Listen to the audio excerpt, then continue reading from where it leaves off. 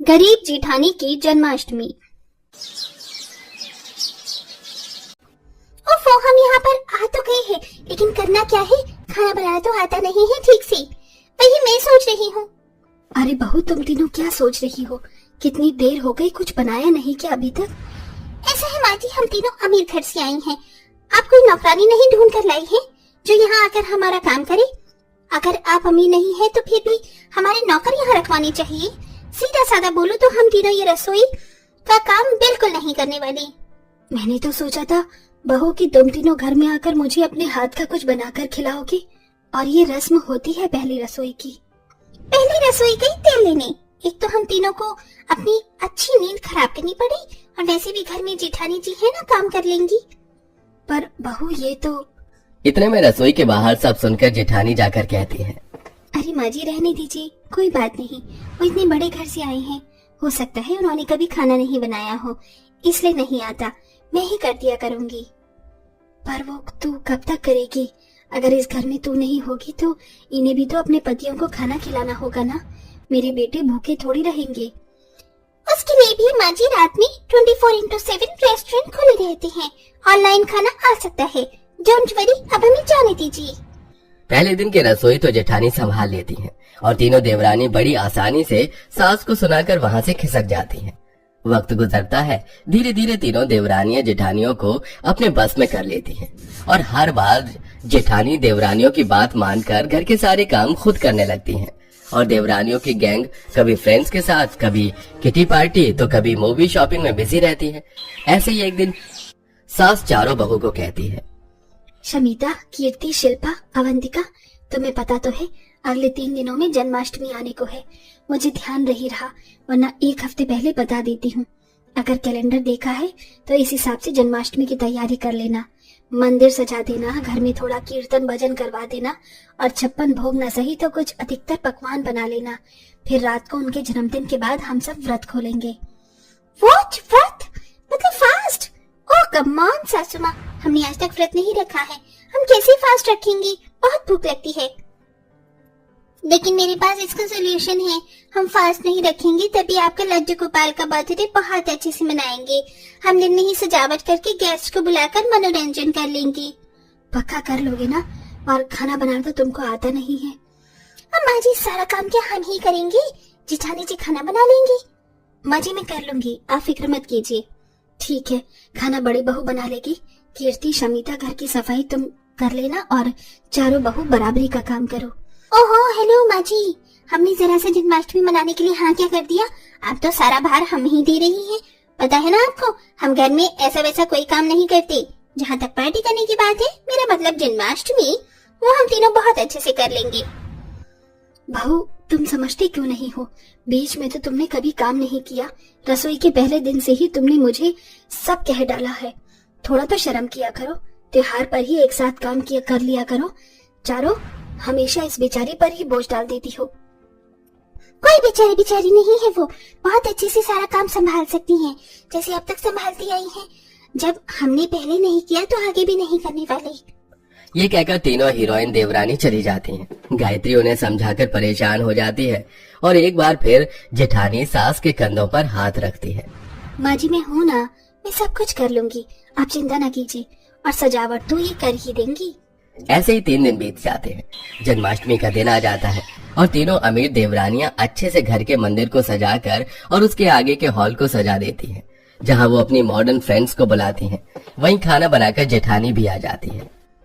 लगता है सारा काम अच्छे से हो गया है। जन्माष्टमी के लिए लड्डू गोपाल को सजाया भी अच्छा है। चलो फिर भजन कीर्तन भी शुरू करते हैं हम सब। तुम्हारी फ्रेंड भी आ गई हैं। क्या भजन कीर्तन? यहाँ भजन कीर्तन हो रहा है। 1 मिनट, आपको किसने बुलाया जेठानी जी? यहाँ पर हम तीनों पार्टी कर रहे हैं अपनी फ्रेंड्स के साथ।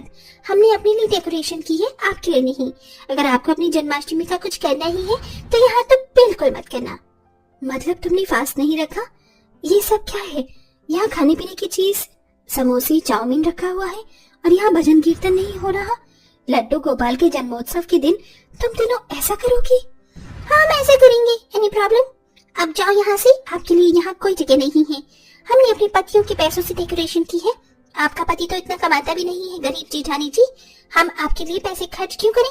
आज के दिन अपनी गरीब जन्माष्टमी अपने आप बनाओ। चलो अच्छा है तूने इसे यहाँ से निकाल दिया, वरना मेरा सारा मूड खराब हो जाता। आंखों में आंसू लिए गरीब जेठानी वहां से चली जाती है और तीनों घमंडी देवरानी कॉकटेल पार्टी स्टार्ट कर देती हैं। उन्हें दूर से बियर पीता देख अवंतिका हैरान रह जाती है। हे भगवान, आज के दिन इन्होंने ऐसा करके उस मंदिर के हिस्से को अशुद्ध कर दिया। माँ जी ने देख लिया तो बहुत गुस्सा करेंगी और अब मैं जन्माष्टमी की पूजा या भोग उधर भी नहीं लगा सकती। मुझे अपना अलग से ही कुछ करना होगा। भोग भी तैयार नहीं किया। बाल गोपाल के मंदिर की मूर्ति खंडित हो गई, अब खुद ही बनानी पड़ेगी। मेरे पास ज्यादा वक्त नहीं है और सोचा था ये पैसे दे देंगे, लेकिन अब पैसे भी नहीं है। इस गरीबी में लड्डू गोपाल मेरे साथ हैं और इस गरीबी में मैं जन्माष्टमी मना कर रहूंगी। ऐसा कहकर गरीब जेठानी वहां से जाकर अपने कमरे के कोने को साफ कर बाल गोपाल की मिट्टी से मूर्ति बनाकर वहां चौकी लगाती है। मुझे माँ जी को सब कुछ बताना होगा। हम दोनों यही अपना व्रत खोलेंगे। समझ नहीं आ रहा क्या बनाऊं। सिर्फ आटा और चीनी रखी है, शुद्ध देसी घी तो नहीं है। डालडा घी से भोग बना लेती हूँ। रात के 10 बज रहे थे। अवंतिका भोग बनाना शुरू करती है। वहीं पार्टी में नाचते गाते हुए देवरानियों की फ्रेंड्स बोलती हैं। अरे वाह, तूने तो क्या गजब की डेकोरेशन की है। पता है तेरी इस पार्टी में आने के लिए मैंने अपने आसपास के जितनी भी भाईजान कीर्तन वाली जगह इनवाइटेड था उनको छोड़कर यहाँ आई हूँ, वरना मुझे वहाँ बैठना पड़ता है। या ये सब कितना बोरिंग होता है ना। I don't like it. तभी तो मैंने यहाँ पर ऐसी पार्टी रखी है। माँ जी ने भी मुझे भजन कीर्तन करवाने के लिए कहा था, लेकिन हम तीनों को बिल्कुल भी नहीं पसंद। अगर वो सब करती तो हम तीनों भी अभी पागल हो जाते। वैसे बियर पीकर मजा आ गया ना। हाँ यार। तीनों अमीर देवरानियां वहां पर अपने फ्रेंड्स के साथ पार्टी करने लगती हैं। अब तेज के शोर शराबे से वहां गायत्री आ जाती है। हे भगवान, ये तुम तीनों ने क्या कर दिया। मैंने तुम लोगों को जन्माष्टमी पर तैयारी के लिए बोला था और यहाँ तुम गाने चलाकर पार्टी कर रही हो, वो भी इतने छोटे छोटे कपड़ों में। तुम्हें शर्म है या नहीं। इससे तो मुझे साफ पता चल रहा है कि तुमने व्रत भी नहीं रखा। तुम्हें समझ भी आ रहा है मैं क्या कह रही हूँ। अरे आपको क्या दिक्कत है। मैंने हम तीनों के लिए जन्माष्टमी की तैयारी की है, आप लोगों के लिए नहीं की। अभी जेठानी को समझा कर भेजा है। अब आप भी जाओ यहाँ से, दखल मत दो। हाँ माँ जी, जाओ यहाँ से। अरे यार, मुझे तो भूख लग रही है। चल पिज्जा खाते हैं। अपनी बेइज्जती के बाद सास वहां से जाकर जेठानी के सामने रोने लगती है। बहू, मैं कितना भी इन तीनों को समझने की कोशिश करूं, ये हर बार मुझे गलत साबित कर देती हैं। अब हमारी जन्माष्टमी का क्या होगा। तेरे पास पैसे हैं और लड्डू गोपाल के कपड़े। माँ जी मैं क्या बोलूं, लेकिन हम अपनी जन्माष्टमी जरूर मनाएंगे। मैंने मिट्टी के लड्डू गोपाल की मूर्ति बना ली है और भोग भी तैयार हो ही रहा है। थोड़ी देर में उनके कपड़े भी तैयार कर दूंगी। 1 घंटा बचा है, फिर हम अपनी जन्माष्टमी को व्रत भी खोलेंगे और लड्डू गोपाल को भोग भी लगा देंगे। तू कान्हा जी के वस्त्र की चिंता मत कर, वो मैं बना देती हूँ। तू भी तो भूखी प्यासी सुबह से काम कर रही है। मैं तो बैठी थी और जिनसे बोला था वो तो निकम्मी निकली। इसके बाद गायत्री कान्हा जी के कपड़े बनाकर कुछ ही देर में तैयार कर लेती है और गरीब जेठानी भी जैसे जैसे गरीब भोग बनाकर रात के 12 बजे कान्हा की आरती करती है। लड्डू गोपाल, जैसे आपने आज के दिन जन्म लेकर सबके कष्ट हर लिए थे, ऐसे हमारे घर के कष्ट भी हर लेना और मेरी तीनों देवरानियों को सद्बुद्धि दीजिए। आरती कुंज बिहारी की, श्री गिरधर कृष्ण मुरारी की। आरती कुंज बिहारी की, श्री गिरधर कृष्ण मुरारी की। गली में बैजंती माला, बजावे मुरली मधुर बाला। हाथी घोड़ा पाल की, जय कन्हैया लाल की। चलो, ऐसे में भी आखिर इतना सब हो ही गया। तेरी वजह से जन्माष्टमी की पूजा हो पाई है, इसलिए पहले कान्हा जी को तू ही भोग लगा दे और जिद मत करना कि माँ जी आप बड़ी हो तो आप ही करो। जी माँ जी। अवंतिका कान्हा जी को भोग लगा देती है और अपना व्रत भी खोल लेती है। वो जैसे ही तीनों देवरानी के पास जाती है तो वो बैठकर रो रही होती है। पूछने पर तीनों बताती हैं कि उनकी सहेलियां नशे की हालत में पर्स से पैसे लेकर भाग गई। क्या पूरे 50,000 गायब कर लिए?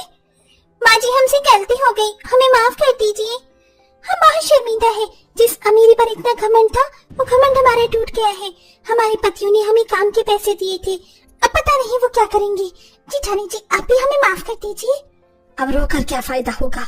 इसी चीज के लिए तो तुमने आज के दिन अपनी चारों फ्रेंडों को बुलाया था। यही नहीं कि आज के दिन श्रद्धा मन से हमारे साथ जन्माष्टमी का व्रत रखो, पूजा करती। ये करोगी तो ऐसी सजा तो मिलनी ही थी ना। गलती के पछतावे के बाद जेठानी अपनी तीनों देवरानियों को माफ कर देती है। उसके बाद चारों बहू प्यार से घर का काम बांट कर खुशी खुशी रहती हैं।